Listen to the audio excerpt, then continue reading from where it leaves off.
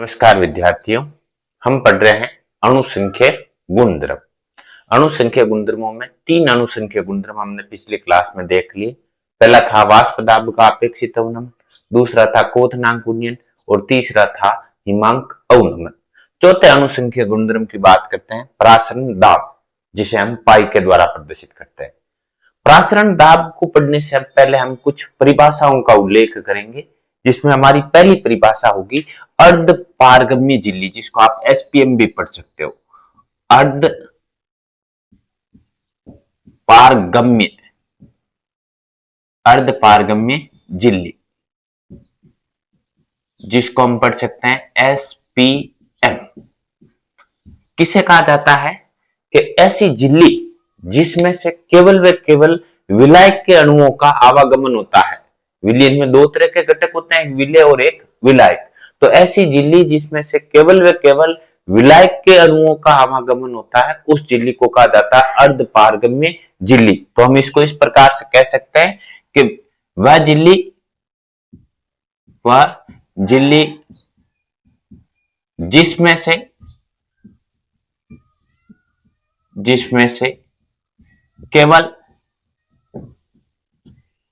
से केवल विलायक के अणुओं का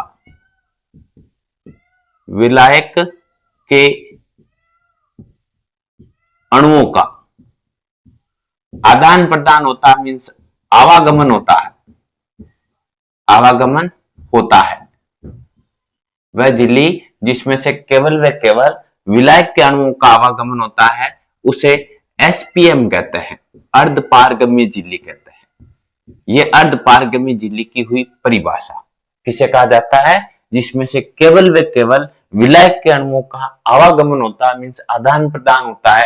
कोशिका के अंदर आ भी सकता है, कोशिका में से बाहर भी जा सकता है। उस झिल्ली को कहा जाता है अर्ध पारगम्य झिल्ली। तो इसके रूप में कौन सी झिल्लियां प्रयुक्त होती है, कौन कौन से तत्व प्रयुक्त होते हैं, तो आप इसमें कह सकते हो अर्ध पारगम्य झिल्ली में क्या प्रयुक्त होता है। एक तो हो सकती है कोशिका कला, सेल मेम्ब्रेन, जो अर्ध पारगम्य झिल्ली का कार्य करती है।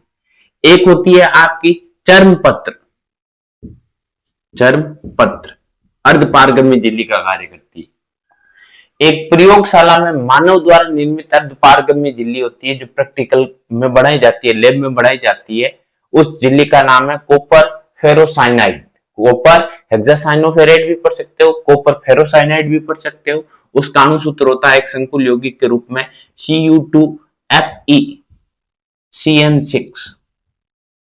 ये मानव द्वारा निर्मित एक अर्ध पारगम्य झिल्ली है, जिसका प्रयोगशाला में निर्माण किया जाता है।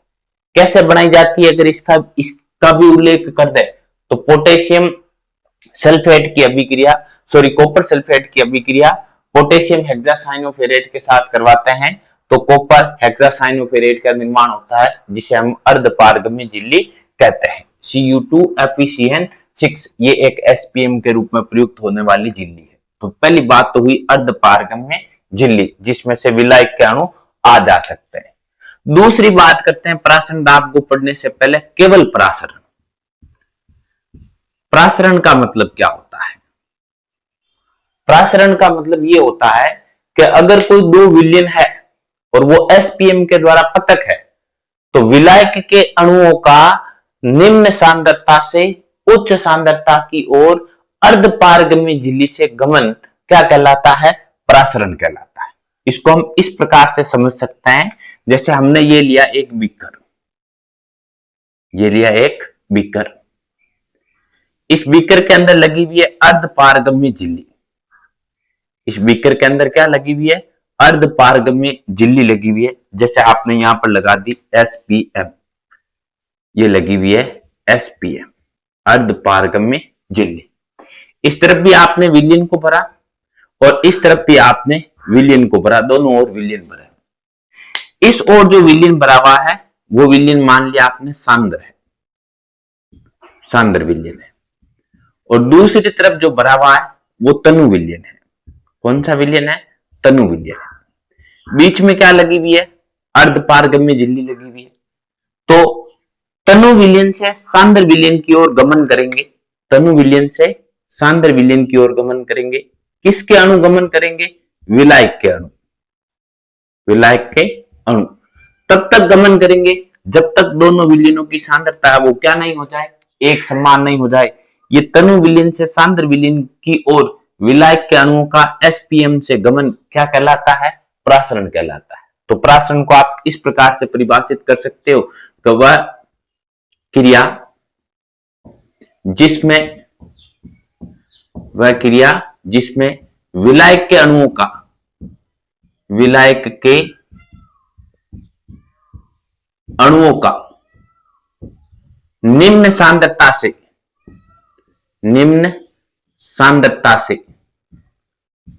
उच्च सांद्रता की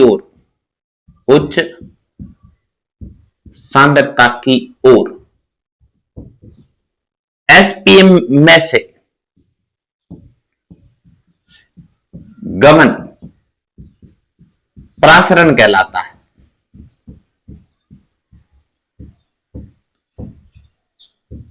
यह प्रासरण की परिभाषा हो गई कि वह क्रिया जिसमें विलायक के अणुओं का निम्न सांद्रता से उच्च सांद्रता, मींस तनु विलयन से सांद्र विलयन, ऐसा भी पढ़ सकते हो। विलायक के अणुओं का तनु विलयन से सांद्र विलयन की ओर गमन, किस में से गमन? एसपीएम में से गमन क्या कहलाता है? प्रासरण कहलाता है। जैसे इसको एग्जाम्पल के द्वारा समझें तो अगर आप किशमिश लेते हो और उस किशमिश को जल से भरे हुए प्याले में या बीकर में रखोगे तो शाम को रखोगे तो सुबह तक किशमिश है वो क्या हो जाएगी? फूल जाएगी। ये फूलने की क्रिया क्या है? प्रासरण है। ऐसा क्यों होता है? क्योंकि किशमिश में विलायक के मींस जल के अणु प्रवेश करते हैं। तो जब कोशिका में जल प्रवेश करेगा उस प्रासरण को पढ़ोगे अंतःप्रासरण, और जब कोशिका में से जल बाहर निकलेगा तो उस प्रासरण को पढ़ोगे बहिःप्रासरण। तो प्रासरण का मतलब तो हो गया विलायक के अणुओं का तनु विलयन से सांद्र विलयन की ओर एसपीएम में से गमन। अगर कोशिका के अंदर विलायक के अणु जाते हैं तब उस प्रासरण को पढ़ते हैं अंतःप्रासरण, और जब कोशिका में से जल बाहर निकलता है, विलायक के अणु बाहर निकलते हैं तो उसे कहा जाता है बहिःप्रासरण। तो ये प्रासरण की क्रिया है वो दो प्रकार की होती है, एक तो होता है अंतःप्रासरण, अंतःप्रासरण, और दूसरी क्रिया होती है वो होती है बहिःप्रासरण। अंतःप्रासरण में विलायक के अणु कोशिका के अंदर प्रवेश करेंगे और बहिःप्रासरण में विलायक के अणु कोशिका से बाहर निकलेंगे। ये तो हुई प्रासरण की क्रिया। हमें अध्ययन करना है वो किसका करना है? प्रासरण दाब का। तो अगली बात करते हैं हम प्रासरण दाब की। प्रासरण दाब, इस प्रासरण दाब को हम प्रदर्शित करते हैं किसके द्वारा? पाइप के द्वारा प्रदर्शित करते हैं। किसे कहा जाता है परिभाषा? तो इसके लिए भी हम एक बीकर के द्वारा इसको समझते हैं कि ये हमारा एक बीकर है, ठीक है।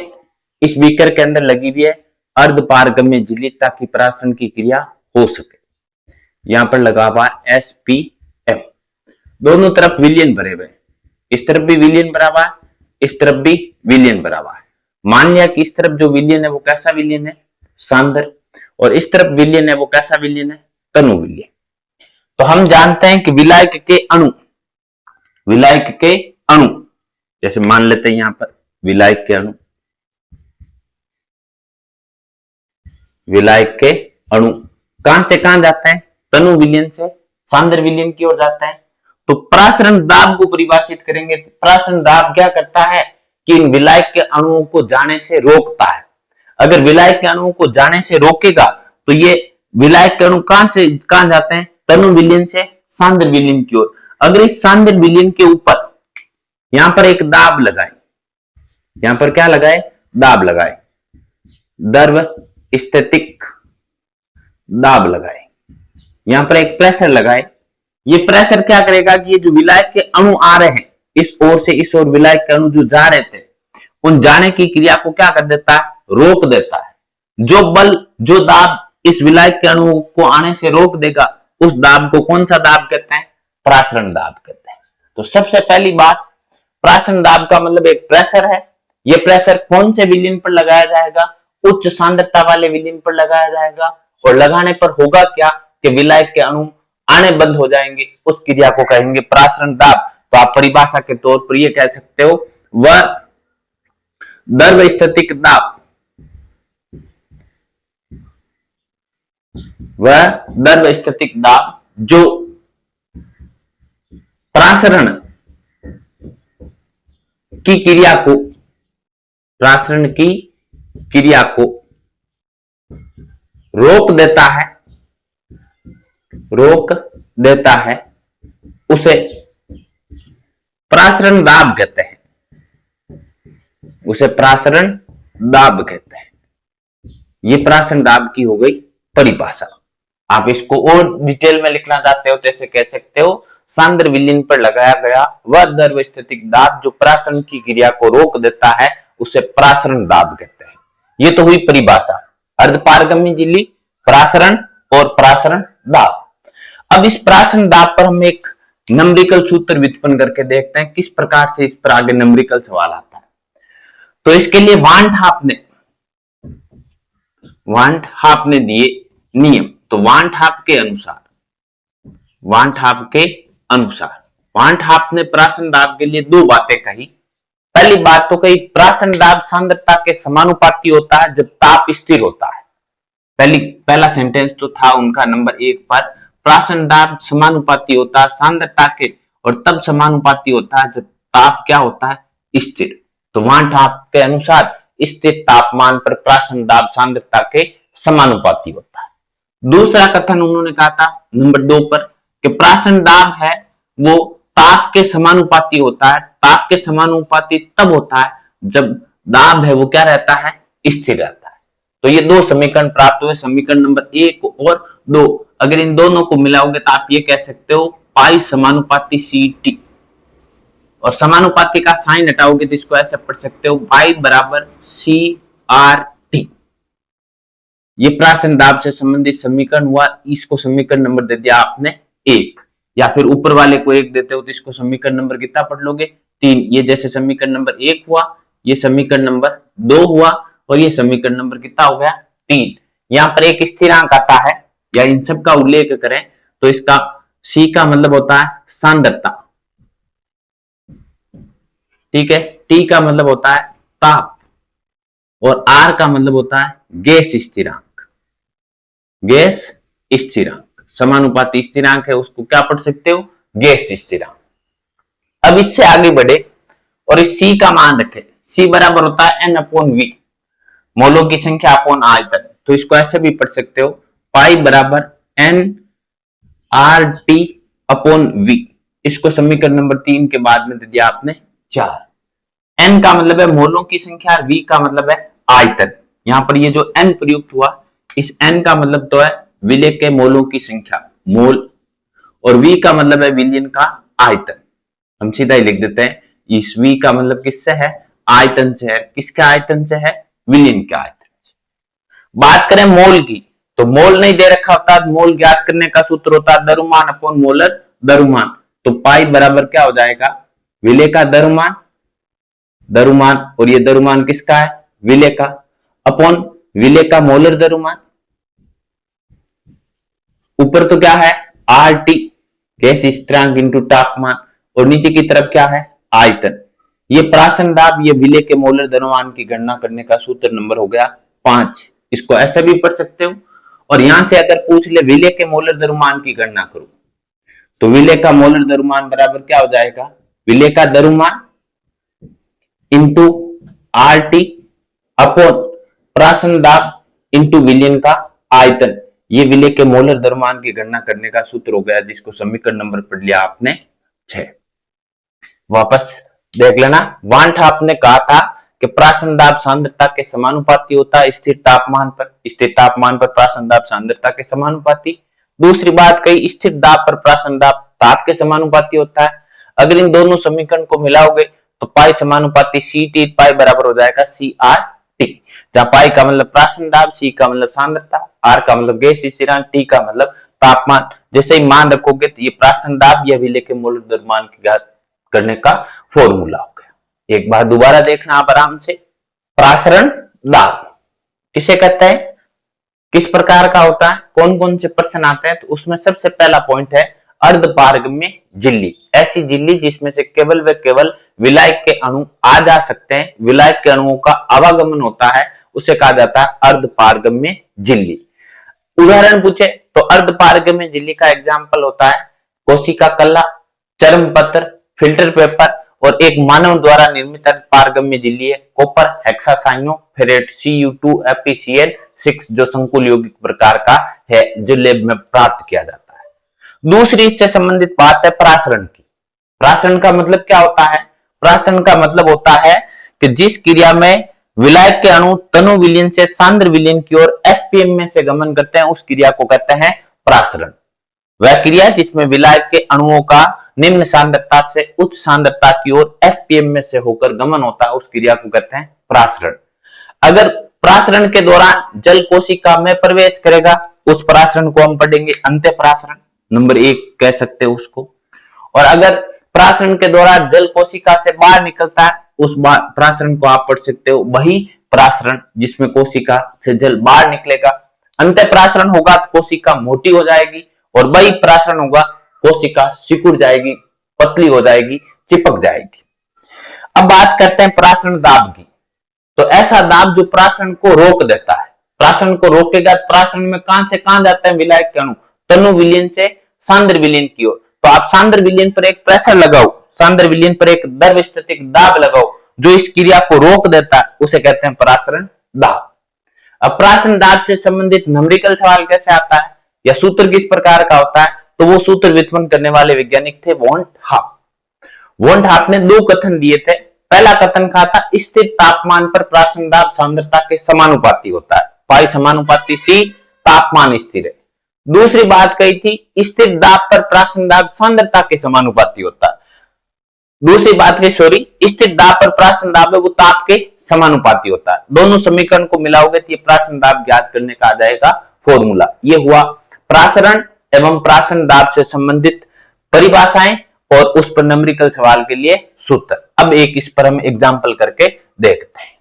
हम पढ़ रहे हैं प्रासरण दाब जिसमें पहले बात की हमने अर्धपारगम्य झिल्ली, फिर प्रासरण, फिर प्रासरण दाब, फिर प्रासरण दाब पर न्यूमेरिकल सवाल के लिए सूत्र जो वॉन हाफ ने दिया था। अब इस पर पहला प्रश्न है, देखो 400 केल्विन तापमान पर विलयन का प्रासरण दाब 0.0821 एटीएम है तो विलयन की सांद्रता मोल प्रति लीटर में ज्ञात करो। उसके लिए गैस स्थिरांक का मान दे रखा है। ये बोर्ड एग्जाम में पूछा गया प्रश्न है, ये 2015 में एग्जाम में पूछा गया प्रश्न है। और इसकी बात करें तो ये बोर्ड एग्जाम 2013 में न्यूमेरिकल सवाल एग्जाम में पूछा गया। दोनों ही महत्वपूर्ण है, एग्जाम में पूछे गए प्रश्न है। पहले को अगर हम सरल करें, बात करें पहले प्रश्न की, बहुत ही आसान है। क्या दे रखा है? तापमान दे रखा है, तो आपने लिख दिया तापमान। तापमान कितना तापमान प्राप्त हुआ कि तापमान प्राप्त हुआ 400 केल्विन। कितना है? 400 केल्विन। फिर विलयन का प्रासरण दाब, तो ये लिख दिया प्रासरण दाब। प्रासरण दाब जिसको हम प्रदर्शित करते हैं पाई के द्वारा, जिसका मान है 0.0821 एटीएम वायुमंडलीय दाब। एक गैस स्थिरांक का मान भी दे रखा है, गैस स्थिरांक। गैस स्थिरांक को हम प्रदर्शित करते हैं कैपिटल आर के द्वारा। मान कितना है? 0.0821 लीटर इंटू एटीएम प्रति मोल इंटू केल्विन, ये मान दे रखा। आपको क्या ज्ञात करनी है? विलयन की सांद्रता। सांद्रता मींस सी, इसकी आपको क्या करनी है? गणना करनी है, ज्ञात करनी है। अब आप जानते हो प्रासरण दाब के वॉन हाफ नियमानुसार पाई बराबर क्या होता है? CRT। आपको गणना किसकी करनी है? सी की करनी है, सांद्रता की गणना करनी है। सांद्रता की गणना करोगे तो ये किसमें चले जाएंगे? भाग में। सूत्र क्या बन जाएगा? सूत्र बन जाएगा C बराबर पाई अपॉन RT। ये सूत्र बन गया। इस सूत्र में मान रख दो, सांद्रता आ जाएगी। विलयन की सांद्रता, विलयन की सांद्रता बराबर प्रासरण दाब। प्रासरण दाब का मान कितना है? 0.0821 अपॉन R। R गैस स्थिरांक का मान कितना है? 0.0821। ठीक है, इंटू ताप। ताप का मान कितना है? 400। आप सरल कर लो। जब सरल करोगे तो ये देखो इन दोनों का मान है 0.0821 है, इसका भी मान है 0.0821 है। मतलब ये दोनों एक दूसरे से क्या हो गए? कैंसिल हो गए। कैंसिल हो गए, पीछे मान कितना बचा 1/400 मोल प्रति लीटर। किसमें सांद्रता प्राप्त हो जाएगी, मोल प्रति लीटर में। इकाइयों को सरल करके देख लेना। अगर आप इसको सरल करके लिखना चाहते हो तो आप ऐसे लिख सकते हो, विलयन की सांद्रता 2.5 इंटू 10⁻³ मोलर प्राप्त होती है। मोलर कह दो चाहे मोल प्रति लीटर कह दो। ये पहला प्रश्न हो गया। ताप दे रखा है, प्राशन दाब दे रखा है, आर दे रखा है, सी की गणना करनी है। पाई बराबर होता है, आप जानते हो, CRT। सी की गणना करोगे पाई/RT मान रखा, तो ये सांद्रता प्राप्त हो गई 2.5 इंटू 10⁻³ मोल प्रति लीटर, या फिर उसको पढ़ सकते हो मोलर। अब हम दूसरे प्रश्न की बात करते हैं। दूसरे प्रश्न में क्या दे रखा है, प्रोटीन में 0.2 लीटर विलयन में, मींस प्रोटीन का विलयन है, उसका आयतन दे रखा है 0.2 लीटर। 1.26 ग्राम प्रोटीन है, विलय का द्रव्यमान भी है, 300 केल्विन तापमान पर प्राशन दाब दे रखा है 2.57 इंटू 10⁻³ बार। तो मोलर द्रव्यमान की गणना करनी है। इससे अगला सूत्र प्रयुक्त होगा। क्या दे रखा है, तो आपने ये बात की, सबसे पहले दे रखा है विलयन का आयतन, विलयन का आयतन जिसको हम V के द्वारा प्रदर्शित करते हैं 0.2 लीटर। दूसरा दे रखा है विलय का द्रव्यमान, विलय का द्रव्यमान और किसका द्रव्यमान, विलय का, मींस प्रोटीन का। कितना दे रखा है 1.26 ग्राम। फिर क्या दे रखा है, तापमान दे रखा है, तापमान का मान कितना है 300 केल्विन है। फिर क्या दे रखा है, प्राशन दाब दे रखा है, प्राशन दाब पाई का मान कितना है 2.57 इंटू 10⁻³ बार। और क्या दे रखा है, गैस स्थिरांक दे रखा है, गैस स्थिरांक जिसको हम किसके द्वारा प्रदर्शित करते हैं, आर के द्वारा, 0.083 लीटर इंटू बार प्रति मोल इंटू केल्विन। ये मान दे रखा। आपको किसकी गणना करनी है, विलय के मोलर द्रव्यमान की, विलय का मोलर द्रव्यमान जिसको हम स्मॉल m के द्वारा प्रदर्शित करते हैं। किसका मोलर द्रव्यमान, विलय का मोलर द्रव्यमान। ये हमें क्या करना है, प्राप्त करना है। सूत्र क्या होगा, पाई बराबर CRT, यहाँ C बराबर होता है N/V। तो मोलर द्रव्यमान ज्ञात करने का सूत्र क्या होता है कि विलय का मोलर द्रव्यमान बराबर विलय का द्रव्यमान इंटू RT अपॉन प्राशन दाब इंटू विलयन का आयतन। ये विलय के मोलर द्रव्यमान ज्ञात करने का फॉर्मूला होता है। अभी हमने पीछे इसका उल्लेख किया। अगर यहां हम मान रखते हैं, विलय के मोलर द्रव्यमान का मान रखेंगे, तो मान रखने पर हमें क्या सूत्र प्राप्त हो जाएगा, द्रव्यमान कितना है 1.26, आर का मान कितना है, गैस स्थिरांक का मान ये रहा 0.083, ये गैस स्थिरांक का मान आ गया। टी का मान कितना है 300, ये हो गया 300 अपॉन पाई का मान कितना है 2.57 इंटू 10⁻³ आयतन का मान कितना है 0.2, ये हो गया इन सब का मान। अगर आप इसको सरल करोगे तो आपको विलय का मोलर द्रव्यमान प्राप्त हो जाएगा, विलय का मोलर द्रव्यमान 61,022 मतलब 61,022 प्राप्त हो जाएगा। मोलर द्रव्यमान की इकाई होती है ग्राम प्रति मोल। क्या इकाई होती है, ग्राम प्रति मोल। ये इसका आंसर हो जाएगा। 2 नंबरिकल सवाल है, इसकी कैलकुलेशन करके देख लेना आप आराम से हो जाएगी। पहला तो था जिसमें आपको ज्ञात करनी है सांद्रता, दूसरा प्रश्न है जिस पर ज्ञात करना विलय का मोलर द्रव्यमान। ये हुआ प्राशन दाब। प्राशन दाब से कौन कौन से प्रश्न आते हैं, SPM प्रासरण की क्रिया, प्राशन दाब की क्रिया, प्राशन दाब के लिए नंबरिकल सूत्र और उस सूत्र पर नंबरिकल सवाल। ये हुआ प्राशन दाब। इससे अगली क्लास में हम पढ़ेंगे विलयन के बारे में, किस प्रकार का विलयन होता है, कौन कौन से होते हैं, समप्रासारी, अतिप्रासारी, अल्पप्रासारी। आज की क्लास अगर आपको ठीक लगी तो हमें लाइक, शेयर एंड सब्सक्राइब करें। धन्यवाद।